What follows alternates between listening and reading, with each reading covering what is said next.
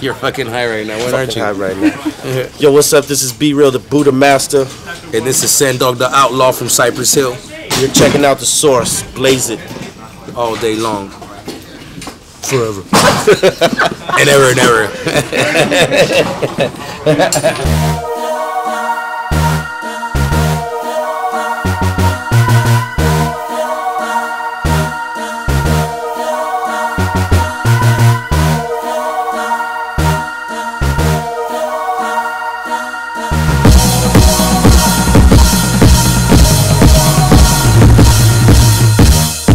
Backstage at our show, 10 minutes afterwards, we're doing an interview and they're dropping the fucking light rig on us. Dropping the lights. Rise Up, well, you know, that's our new record. It's coming out in February. Been working on it for about 2 years or so, right? Yeah. So I'm real excited about this record, both hip hop wise and, you know, alternatively speaking, you know, rap, rock stuff is also, you know, incredible with help from guys like Tom Morello from Rage Against the Machine and Darren from System of a Down and Mike Shinoda from System. Hip hop will never see death, ever at all. You know, we'll have our highs and we'll have our lows, but every now and then we'll just have another monster that comes out and takes over the world. You know what I mean? Like you said, it has its highs and lows, but overall, it constantly grows into something different, and that's the power of it. It's a new day and time in hip hop.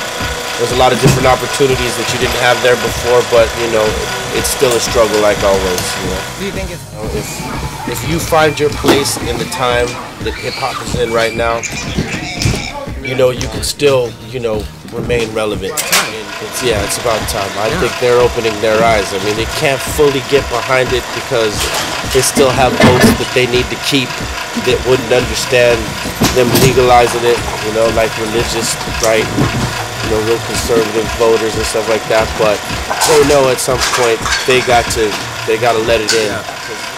These are things that Cypress Hill's been talking about since our sophomore album on Black Sunday, when we listed a bunch of facts of what, you know, actual cannabis hemp, the plant is good for, and you know, now they're really catching up to what we were talking about back then.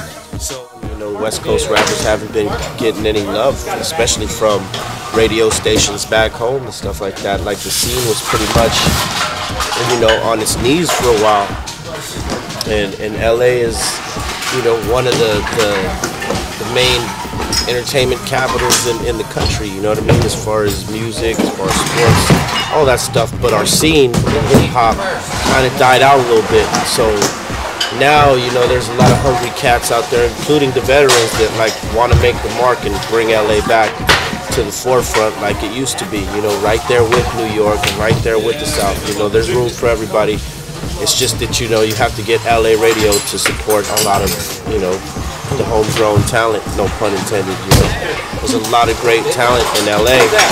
They just don't hear it because our program directors or music directors are from the East or from the South, and they follow what those playlists are. And, you know, rarely do you see West Coast artists get love anywhere else but the West Coast. And if you ain't getting love in your own backyard, it's really hard to break out. So, you know, I think those artists are tired of that and they're trying to make a mark and like bust through that door, you know.